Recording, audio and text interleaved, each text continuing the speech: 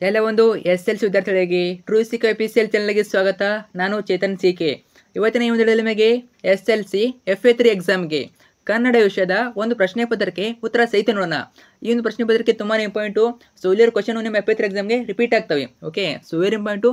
With answer ಕೊಡ್ತೀನಿ, ಕೊನೆವರೆಗೆ ತಪ್ಪದೆ ನೋಡ್ಕೊಳ್ಳಿ. ಬನ್ನಿ ಇವತ್ತಿನ ಈ ಒಂದು ವಿಡಿಯೋನ ಶುರು ಮಾಡೋಣ. ಅದಕ್ಕಿಂತ ಮುಂಚೆ ಯಾರೆಲ್ಲ ಫಸ್ಟ್ ಟೈಮ್ ನಮ್ಮ ಒಂದು ಚಾನಲ್ ನೋಡ್ತಿದಾರ ಅಥವಾ ಚಾನಲ್ ಯಾರು ಸಬ್ಸ್ಕ್ರೈಬ್ ಮಾಡಿಲ್ಲ, ಮಿಸ್ ಮಾಡಿ ಚಾನಲ್ನ ಸಬ್ಸ್ಕ್ರೈಬ್ ಮಾಡ್ಕೊಳ್ಳಿ.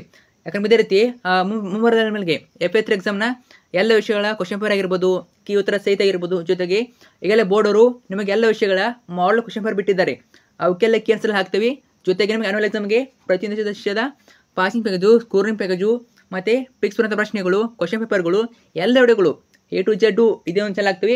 ಅವೆಲ್ಲ ಬೇಕು ಅಂತಂದರೆ ತಪ್ಪು ಚಾನಲ್ನ ಸಬ್ಸ್ಕ್ರೈಬ್ ಮಾಡ್ಕೊಳ್ಳಿ, ಕಡ್ಡಾಗಿ ಮಾಡ್ಕೊಳ್ಳಿ. ಈಗಲೇ ಬಂದರೆ ಮಾಡ್ಕೊಂಡು ಹೋಗಿ. ಸೊ ನೆಕ್ಸ್ಟ್ ತುಂಬ ಹೆಲ್ಪ್ ಆಗ್ತದೆ ನಿಮಗೆ ಮಾಡಿದ್ರಾ. ಜೊತೆಗೆ ವಿಡಿಯೋ ಲೈಕ್ ಬಿಟ್ಟು ಫ್ರೆಂಡ್ಸ್ ಶೇರ್ ಮಾಡಿ, ಒಂದು ಲೈಕ್ ಬಿಟ್ಟು ಫ್ರೆಂಡ್ಸ್ ಶೇರ್ ಮಾಡಿ, ಅವರು ಕೂಡ ಹೆಲ್ಪ್ ಮಾಡಿ. ಓಕೆ, ಬನ್ನಿ ಇವತ್ತಿನ ಈ ಒಂದು ವಿಡಿಯೋನ ಶುರು ಮಾಡೋಣ. ಮೊದಲಾಗಿ ಪ್ರಥಮ ಭಾಷೆ ಕನ್ನಡ FA3 ಎಕ್ಸಾಮು. ಗರಿಷ್ಠ ಅಂಕಗಳು 20, ಸಮಯ 45 ನಿಮಿಷ. ಇದು ಪ್ರಶ್ನೆ ಪತ್ರಿಕೆ ನೋಡ್ಕೊಳ್ಳಿ. ನಾನು ಕೀ ಉತ್ತರ ಸಹಿತ ಹೇಳ್ತಾ ಹೋಗ್ತೀನಿ. ಓಕೆ, ಸೊ ಟೋಟಲ್ 20 ಮಾರ್ಕ್ಸ್ಗೆ ಎಕ್ಸಾಮ್ ಇರ್ತದೆ. 20 ಮಾರ್ಕ್ಸಿನ FA3 ಎಕ್ಸಾಮ್ ಇರ್ತದೆ. SLC ರೂಪನಾತ್ಮಕ ಮೌಲ್ಯಮಾಪನ 3 ಪ್ರಥಮ ಭಾಷೆ ಕನ್ನಡ. ಮಾದರಿ ಉತ್ತರ ಸೂಚಿ ನೋಡ್ತಾ ಹೋಗೋಣ. ಕೆಳಗಿನ ಪ್ರಶ್ನೆಗಳಿಗೆ ಅಥವಾ ಪೂರ್ಣ ಹೇಳಿಕೆಗಳಿಗೆ 4 ಆಯ್ಕೆಗಳನ್ನು ನೀಡಲಾಗಿದೆ. ಅವುಗಳಲ್ಲಿ ಸೂಕ್ತವಾದ ಉತ್ತರವನ್ನು ಆರಿಸಿ ಕ್ಷಮಾಶರೊಂದನಿಗೆ ಬರೆಯಿರಿ. ಏನು ಮಲ್ಟಿಪಲ್ ಚಾಯ್ಸ್ ಕ್ವೆಶ್ಚನ್ಸು, ಅರ್ಥ ಆಯ್ತಾ? ಬಹು ಆಯ್ಕೆ ಪ್ರಶ್ನೆಗಳು ಒಂದು ಇರ್ತದೆ. ಓಕೆ, ಒಂದು ಇರ್ತದೆ. ಒಂದನೇ ಪ್ರಶ್ನೆ ನೋಡಿ, ಸ್ವತಂತ್ರ ವಾಕ್ಯಗಳಾಗಿ ನಿಲ್ಲಬಲ್ಲ ಅನೇಕ ಉಪವಾಕ್ಯಗಳು ಒಂದು ಪೂರ್ಣ ಅಭಿಪ್ರಾಯದ ವಾಕ್ಯವಾಗಿದ್ದರೆ ಅದು ಏನಾಗ್ತದೆ? ಉತ್ತರ ಆಪ್ಷನ್ ಬಿ, ಸಂಯೋಜಿತ ವಾಕ್ಯ ಆಗ್ತದೆ.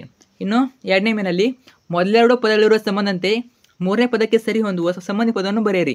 ಇದು ಕೂಡ ಒಂದು ಪ್ರಶ್ನೆ ಇರ್ತದೆ, ಒಂದು ಅಂಕ. ನಾಲ್ಮೋಗ ಬಹುರುವಿ ಸಮಾಸ ಆದರೆ ಇನ್ನು ಹನುಮ ಭೀಮರಾಯರು ಇದು ಯಾವ ಸಮಾಸ ಆಗ್ತದೆ? ದ್ವಂದ್ವ ಸಮಾಸ ಅನ್ನೋದು ಸರಿಯಾದ ಉತ್ತರ.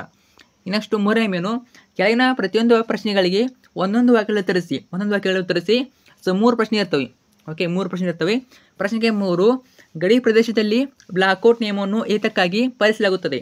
ಉತ್ತರ, ಗಡಿ ಪ್ರದೇಶದಲ್ಲಿ ವಿಮಾನ ದಾಳಿಯಿಂದ ರಕ್ಷಿಸಿಕೊಳ್ಳಲು ಬ್ಲಾಕ್ಔಟ್ ನಿಯಮ ಪಾಲಿಸಲಾಗುತ್ತದೆ. ಇನ್ನು ಪ್ರಶ್ನೆಗೆ 4, ಹಲಗಲಿ ಲಾವಣೆಗೆ ಯಾವ ಘಟನೆ ಕಾರಣವಾಗಿದೆ? ಉತ್ತರ, ಹಲಗಲಿಯ ಬಂಟರ ಹತಾರ ಕದನ ಘಟನೆ ಹಲಗಲಿ ಲಾವಣೆಗೆ ಕಾರಣವಾಗಿದೆ. ಇನ್ನು 5ನೇ ಪ್ರಶ್ನೆ, ಅಕ್ಕಮಹಾದೇವಿ ವಚನಗಳ ಅಂಕಿತ ಯಾವುದು? ಅಕ್ಕಮಹಾದೇವಿ ವಚನಗಳ ಅಂಕಿತ ಚನ್ನಮಲ್ಲಿಕಾರ್ಜುನ. ಒಬ್ಬ ವಚನಕಾರ ನಮಗೆ ಅಂಕಿತನ ಕೇಳ್ತಾರೆ. ಓಕೆ, ವೆರಿ ಇಂಪಾರ್ಟೆಂಟ್, ನೋಡ್ಕೊಳ್ಳಿ. ಅಂಕಿತ ನಾಮ ಇಂಪಾರ್ಟೆಂಟು. ನೆಕ್ಸ್ಟು ಈ ಕೆಳಗಿನ ಪ್ರಶ್ನೆಗಳಿಗೆ 3 ಅಥವಾ 4 ವಾಕ್ಯಗಳು ಉತ್ತರಿಸಿ. 3 ಅಥವಾ 4 ವಾಕ್ಯಗಳು ಅಂದರೆ 2 ಅಂಕದ ಪ್ರಶ್ನೆ ಒಂದಿರ್ತದೆ. ಓಕೆ, 2 ಅಂಕದ ಪ್ರಶ್ನೆ ಒಂದಿರ್ತದೆ. 6ನೇ ಪ್ರಶ್ನೆ, ನಿರ್ಜೀವವಾಗಿರುವ ಮಗುವಿನ ಬಳಿ ಕುಳಿತು ಮುದುಕಿ ಸೈನಿಕರಿಗೆ ಹೇಳಿದ ಮಾತುಗಳವು?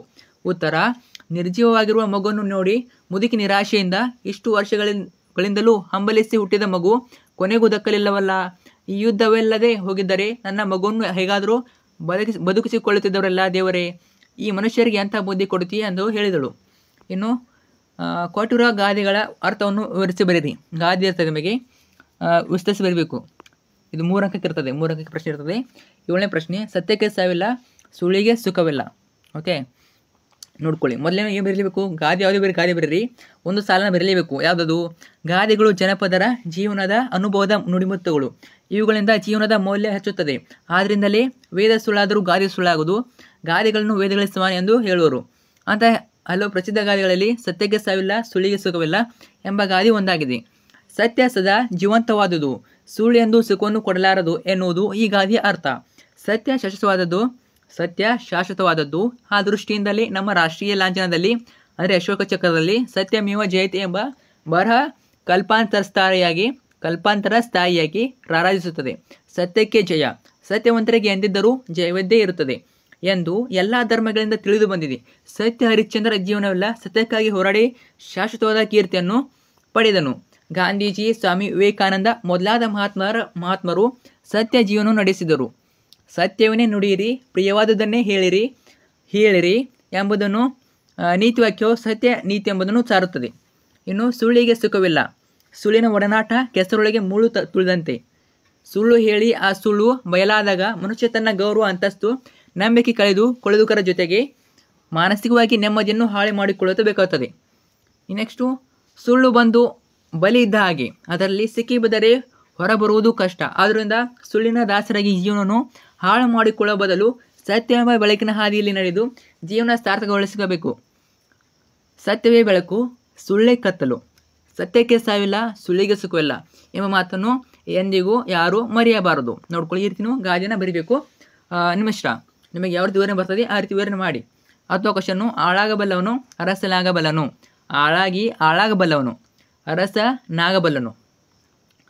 ಓಕೆ, ಅಥವಾ ಆಳಾಗಿ ದುಡಿದವನು ಅರಸನಾಗಬಲ್ಲನು ಅಂತ ಕೊಡ್ತಾರೆ.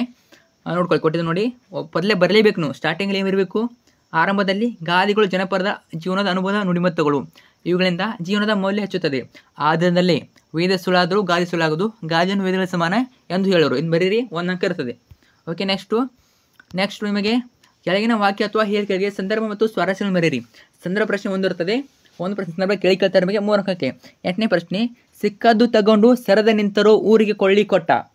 ಇದು ಯಾವುದದು ಆಯ್ಕೆ? ಈ ವಾಕ್ಯವನ್ನು ಡಾಕ್ಟರ್ BS ಗದ್ದಗಿಮಠ್ ಅವರು ಸಂಪಾದಿಸಿದ ಕನ್ನಡ ಜನಪದ ಗೀತೆಗಳು ಕೃತಿಯಿಂದ ಆಯ್ದು ಹಲಗಲಿಯ ಬೇಡರು ಎಂಬ ಲಾವಣಿಯಿಂದ ಆರಿಸಲಾಗಿದೆ. ಸಂದರ್ಭ ನೋಡಿ, ಆಯ್ಕೆಗೆ 1 ಅಂಕ ಇರ್ತದೆ. ಕರೆಕ್ಟಾಗಿ ನೋಡ್ಕೊಳ್ಳಿ. ಎಲ್ಲ ಅಧ್ಯಾಯಗಳ ಅಥವಾ ನಿಮಗೆ ಪದ್ಯಗಳು ನೋಡ್ಕೊಳ್ಳಿ. ಪದ್ಯಗಳು, ಅಧ್ಯಾಯಗಳು, ಯಾವ ಕೃತಿ, ಯಾರು ಬರೆದಿದ್ದಾರೆ ಕೃತಿಯನ್ನು ನೋಡ್ಕೊಳ್ಳಿ ಸಾಕು. ಓಕೆ, ಮತ್ತು ಆ ಪಾಠ ಯಾವುದು, ಪದ್ಯ ಯಾವುದು ನೋಡ್ಕೊಳ್ಳಿ.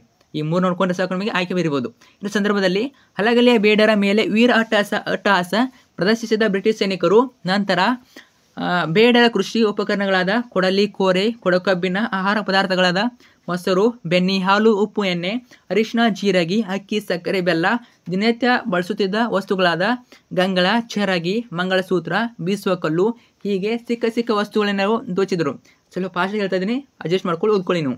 ಓಕೆ, ದೋಚಿದರು ಎಂದು ವರ್ಣಿಸುವ ಸಂದರ್ಭದಲ್ಲಿ ಲಾವಣಿಕಾರನು ಈ ಮಾತನ್ನು ಹೇಳುತ್ತಾನೆ.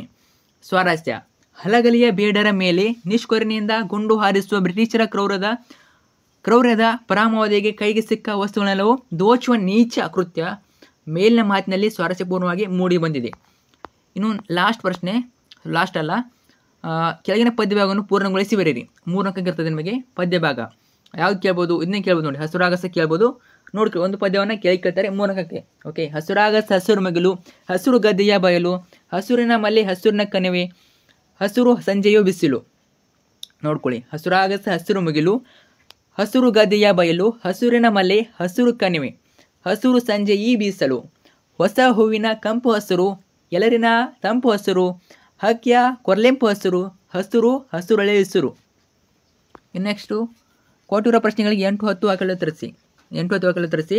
ಇವತ್ತು 4ನೇ ಪ್ರಶ್ನೆ.